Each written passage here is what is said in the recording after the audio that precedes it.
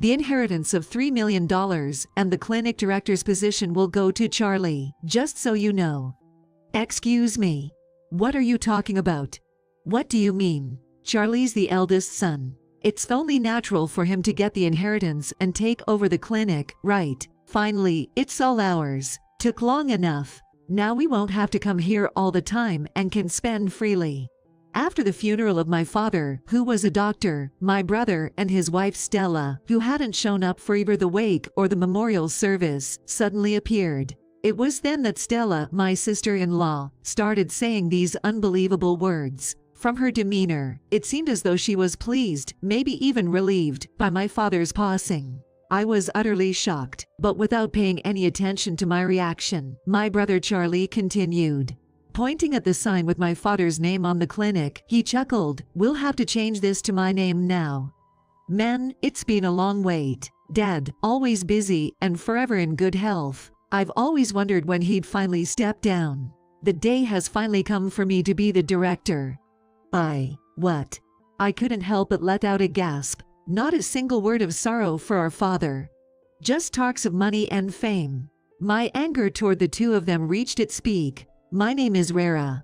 I work as an obstetrician-gynecologist at the clinic my father established. He was dedicated to saving countless women as an OB-GYN and assisting with births. My mother, on the other hand, supports pregnant women before and after childbirth as a midwife. The clinic, which Dave cherished, has been providing community-based care for nearly 40 years. Besides my mother, our clinic has a dedicated team of midwives, nurses, dietitians, and medical administrative staff, all of whom are wonderful individuals. The clinic boasts a refreshing atmosphere, and the mood is consistently cheerful. Above all, my father's thorough consultations have a stellar reputation locally.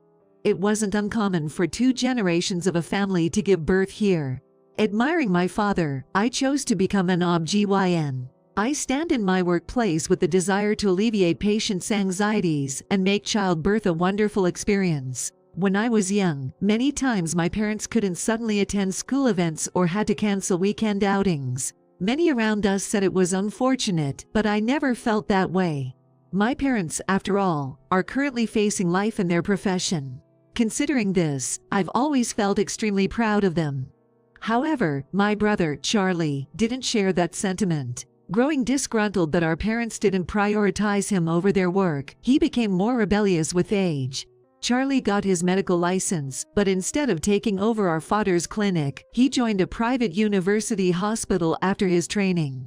I, too, worked at a general hospital for a while after my training to gain varied experience. So, I don't think it's wrong for Charlie to work at a university hospital. But there's something I can't forgive about him. He once told our father, "Why would I work in such a tiny clinic?" I had thought, despite his rebelliousness, he might eventually take over the family practice since he was the eldest son. But that wasn't the case. Charlie just wanted the prestige that came with a medical license. He would frequently brag about having a medical license, soaking up praise from those around him, reveling in his superiority. However, Charlie isn't currently working as a doctor. He did join a university hospital, but due to conflicts with his superiors, he resigned shortly after. Even after resigning and not working as a doctor, Charlie must have boasted about having a medical license and, moreover, about our father being a private practitioner. After leaving the university hospital, Charlie switched between jobs and developed a gambling addiction, which led to debt. During this period, he introduced us to his fiancée, Stella. It was clear that she was primarily interested in his perceived wealth. Being a doctor's child, you could live luxuriously without working. Choosing such a demanding job seems silly. That's why you're still single. That's what Stella told me the first time we met. It's true that this job has many unexpected twists and can be physically and mentally taxing. But that doesn't justify being labeled as demanding or ridiculed as silly. Stella, in it for the money, and Charlie, obsessed with prestige. I thought they were a perfect match. Stella works part-time at a cafe, and Charlie remains unemployed even after the marriage. They led a flashy lifestyle, outpacing their supposed modest income, always seemingly in debt. I became aware of their problematic behavior months after I switched jobs from a general hospital to my father's clinic, thinking of his old age. I'm the clinic owner's son. While I was in the middle of my usual consultations, a male voice was yelling at the reception. The patient I was treating and I were both startled. I tried to maintain my composure and continued the consultation, but I could hear frantic footsteps and hushed voices from behind. After a while, the words "help me pay off the debt" again reached my ears. Could it be? A bad feeling crept over me.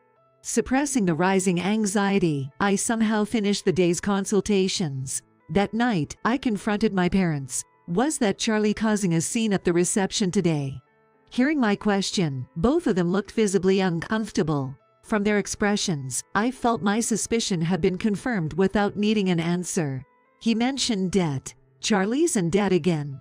You haven't lent him money, have you? Both my mother and father looked even more distressed. I was hit by the realization of my parents' continued support. Pressing for more information, my father reluctantly opened up. This isn't the first time. He's been coming here multiple times, asking us to help with his debts. I was shocked. After all, my parents paid for Charlie's private college tuition for 8 years, including the years he repeated, and yet he was wasting his medical license and drowning in gambling. It was infuriating to know a grown man, past 40, with a family, was still accumulating debt. And to think my parents had been bailing him out, without even chastising him, irked me even more. You should refuse. It's a debt from his leisure, right? Why do you guys have to pay it off? It's not that simple. I did refuse at first, but Charlie kept making a scene at the reception until I agreed. You're kidding. Think about the disturbance for our staff and the inconvenience to our operations. More than that, thinking about the discomfort of our patients, we just can't say no. So, that's why he came to the clinic, knowing it would corner them. I was infuriated by Charlie's cunning strategy. However, it seemed my parents felt more than just anger towards Charlie. We sometimes think that Charlie turned out this way because we always prioritized our work.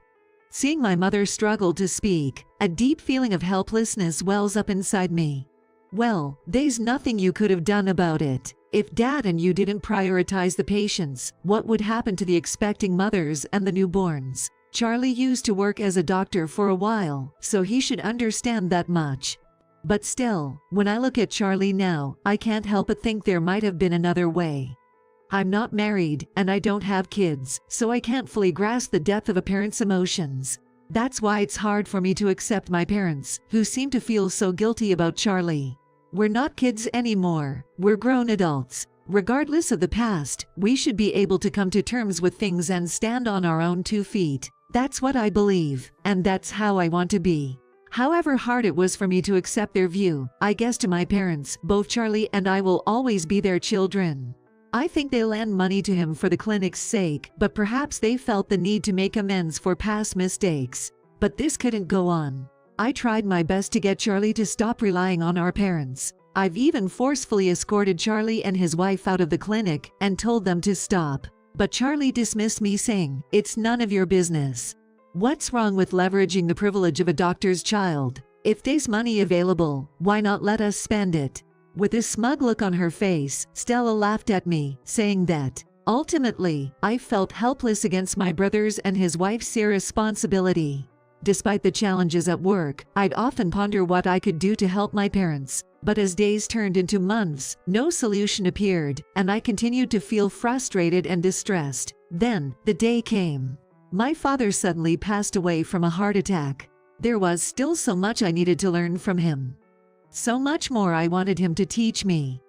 Overwhelmed with grief and regret, my mother and I managed to prepare for his funeral. Many people, owing to my father's popularity, attended his funeral service. However, despite being notified, Charlie and Stella didn't show up for either the wake or the funeral. After the funeral was over, the weight of the past few days and the reality that my father was no longer with us felt like a gaping hole in my heart. I wondered if my mother felt the same.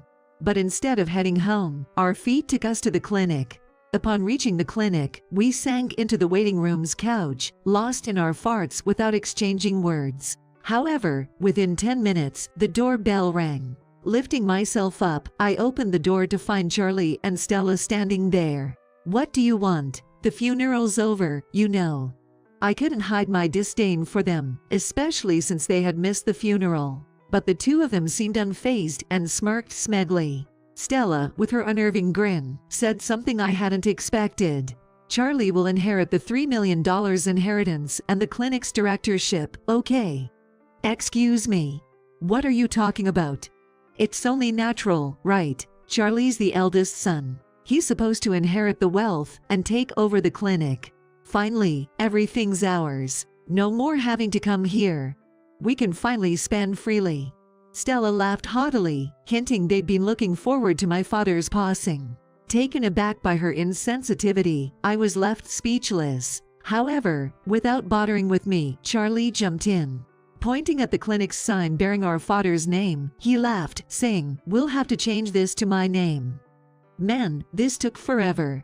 Despite having no breaks, Dad was so healthy. Kept wondering when he'd finally kick the bucket. And at last, the day has come when I become the director. What? I couldn't help but let out a gasp. All they talked about was money and fame, no word of mourning for my father. My anger reached its peak. No way I'm handing Dad's clinic over to them. Just as I was about to raise my voice to throw them out, rah ha ha. My mother, standing beside me, burst into uncontrollable laughter, clapping her hands. Mom. Her reaction caught me off guard. Charlie and Stella, too, looked taken aback. But they quickly reverted to their smug expressions. Has Mom gone nuts since Dad passed away? Charlie said, mocking our mother. I snapped back to my senses and quickly stepped in to defend her. How dare you say something like that? Despite my scolding, Charlie showed no signs of remorse. However, our mother didn't seem to be angered by Charlie's attitude either. Perhaps trying to compose herself after her fit of laughter, she let out a sigh. Instead of being flustered, she even seemed somewhat composed, which visibly irritated Charlie. Stop laughing and get on with the paperwork. Demanding so, Charlie started to rush our mother. Without paying any heed to Charlie's impudence, she just responded, "All right," and handed him a piece of paper. What? Immediately, Charlie's voice of astonishment filled the room. Yes, the document my mother presented was my father's will. I had no knowledge of this will's existence. Listening to Charlie read it aloud, it explicitly stated that I would take over the clinic, and the inheritance would be split between my mother and me. Moreover, Charlie was excluded from the inheritance. It appeared that he was removed due to the continuous debts from his gambling habits that my father had to cover. My father had already completed the necessary procedures to exclude Charlie while he was still alive. Charlie's hands trembled as he held the will.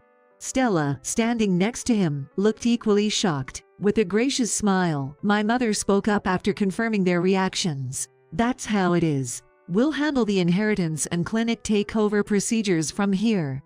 There's nothing for you two to do, so you might as well leave now. You're joking. Charlie's the eldest son. It's customary for the eldest son to take over the family business. That's right. This will is invalid. The clinic is mine, and I will get the inheritance. I'll live off Dad's money my entire life. Stella argued back first, followed by a furious outburst from Charlie. But my mother remained unfazed. To begin with, Charlie, who hasn't practiced medicine in years, can't possibly run the clinic, even with a medical license. What? I have a medical license, so I should be able to run the clinic. Having a license but not practicing for years makes you unqualified, not just as a doctor but as a director as well. That's ridiculous. Stella's voice rose in anger at my mother's words. Seeing the two of them argue, Charlie turned pale. Panicking, he spoke up. So, you're saying I can't be the clinic director? Who would hand over Dad's cherished clinic to someone like you? I couldn't hold back my emotions any longer, raising my voice. Even if the will hadn't appointed me as the clinic director, I would never have considered passing it to Charlie. My outburst made Charlie change his attitude drastically. The cockiness was gone, replaced by pleading eyes. We've always lived off Dad's money. Now that he's gone, we can't survive without his inheritance. Please, share some of it with us. Dad decided to exclude you from the inheritance because he didn't want to deal with your problems even after his death. My voice resonated with the anger and resentment I had held back. Seeing the form stand of my mother and me, Charlie looked utterly defeated. Stella, in her anxious state, began berating him. "What will we do now? If you can't be the director, and there's no inheritance, then there's no point in being married to you. What can I do? If I knew this was going to happen, I would never have married you. Liar. Sort this out." Watching the couple bicker, both my mother and I were beyond irritated. "If you're going to fight, do it elsewhere. If you don't leave now, I'll call the police." With that, I motioned for them to leave. The mention of police seemed to work as the bickering couple hurriedly left the clinic. Months have passed since then, and it seems Charlie and Stella are still together, both burdened by their deaths. Despite knowing about Charlie's exclusion from the inheritance and his inability to become a clinic director, Stella apparently couldn't bring herself to leave him. They reportedly work tirelessly all day and argue continuously. On the other hand, I reopened the clinic shortly after my father's funeral. While I hadn't fully come to terms with his death, I couldn't take an extended break given the patients waiting. In the end, it was for the best. Taking on the role of the clinic director and leading a busy life left me little time to dwell on my sorrow.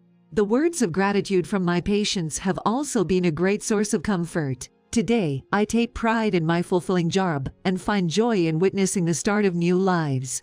I'm determined to not only protect this precious clinic that my father cherished, but to also strive every day to become a doctor he would be proud of.